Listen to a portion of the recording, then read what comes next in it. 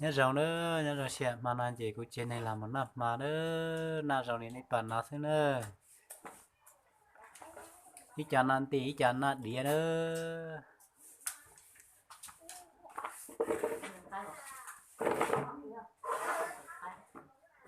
cũng nan đĩa thế nữa nó bán từ đây thế nữa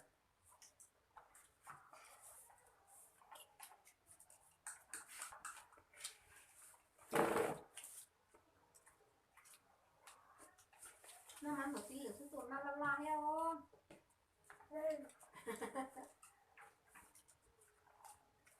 rồi à rồi à nó thì nó ăn không hả nó thì nó ăn không thì nó ăn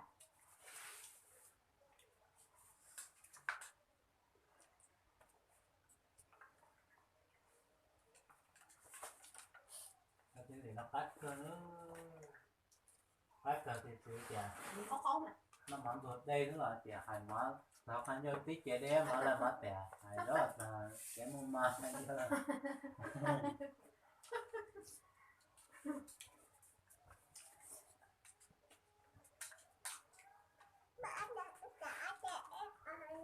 Cán mua là thế là cách cả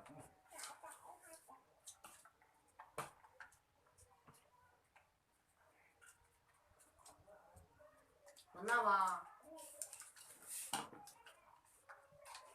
không có nào mà sao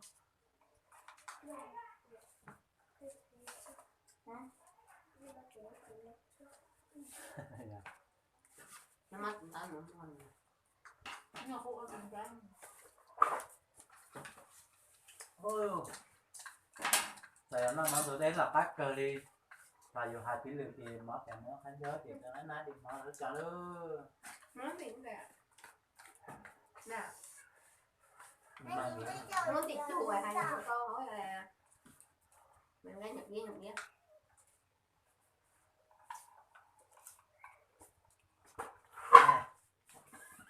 nó tè mà từ tè là hết gì sao thì là hai đứa na nữa nó mập không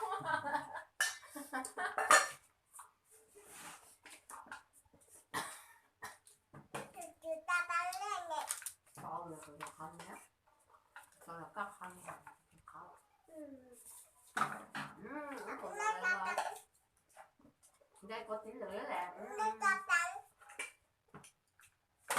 chị xem nè bác chị hắn chị phú ở đây đang đó này đang chị phú mà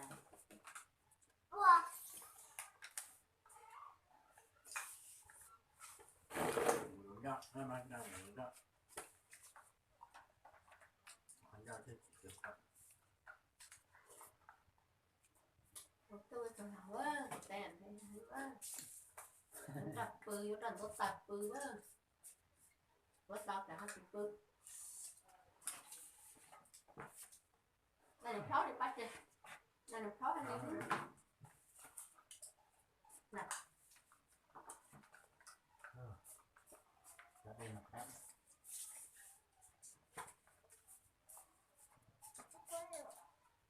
con quạt chị rồi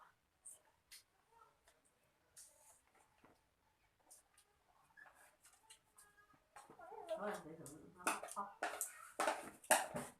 là cả ra nó từ cả này từ ra cả này nó dành để cái giá này tam buồn tam bùa ăn bùa đây tam bùa nó bóng ha nó không có ăn gì hồi lại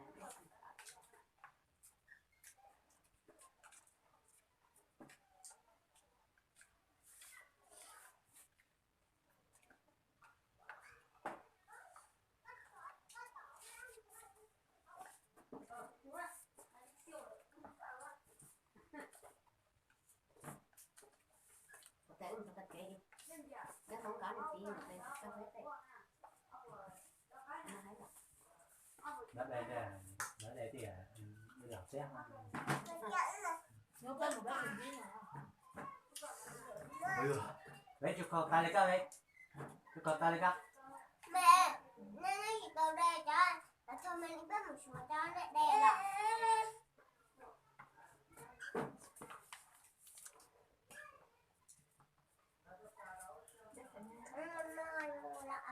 Chị, ăn lòi rồi.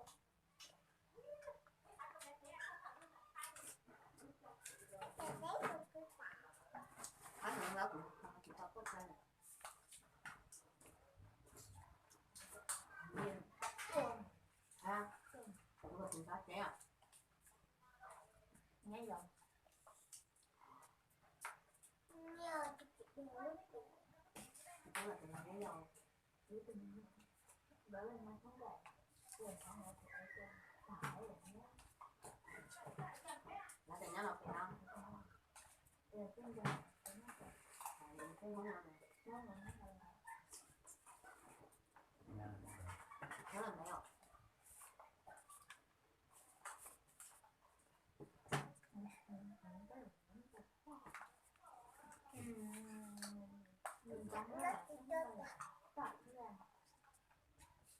Nó không được là tạm được.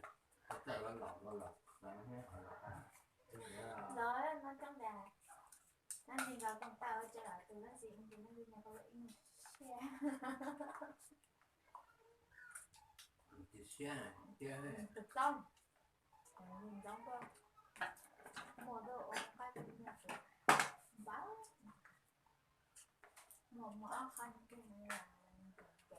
Mua đĩa tè. Xe hải lắm nó tè. Phải ra để học xong được phải nhắn đi. Mua hai thằng này à. Không nào không được. Cho học có xí cái đấy là chưa.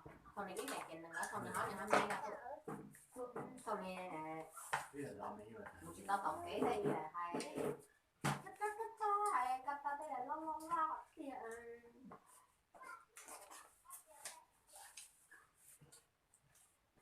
Chị chào cái những cái của mình tổng kế đó nó thoát từ này nó nè Vâng vâng. bưng cả bông lúc đó ý là được bố mang ra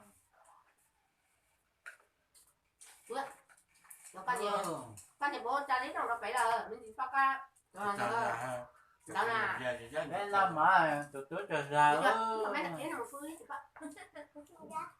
các chuyện gì hả mà con nhà nó Các qua bạn chờ giáo. Chụp bạn. Bạn chờ giáo.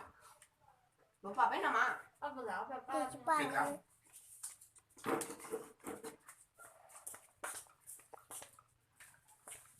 Cái đấy đừng.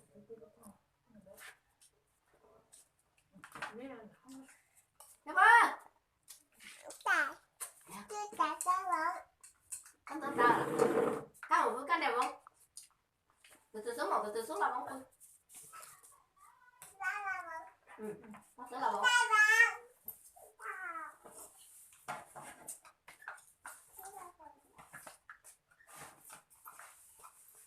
cái nồi cá chịu một con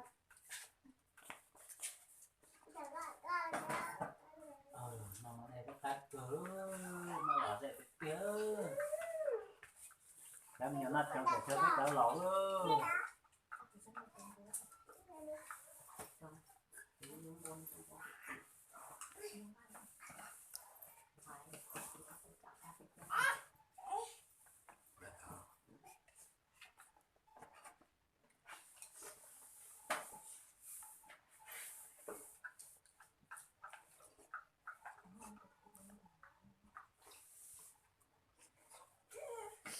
nó mà chờ là nó mà chế chồng không dư nữa mà chế nè bên nó chỉ nó rồi này còn mà cái nữa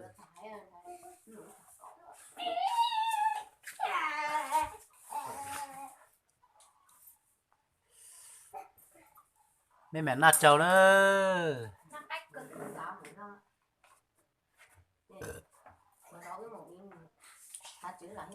rồi này còn nào thế nữa na rồi này còn nào thế chụp cái tia chỉ mua rau gì đó mà đây thế rồi tí lừ là tới cho tận đùa không thế ở đây thế nữa cho bé là sao liền nào thế giờ này còn là chị học ba thân cái cụ thiên nữa cho bên là sai liền nọ thứ bên mẹ liền xin chỉ trao lời ra video gì nữa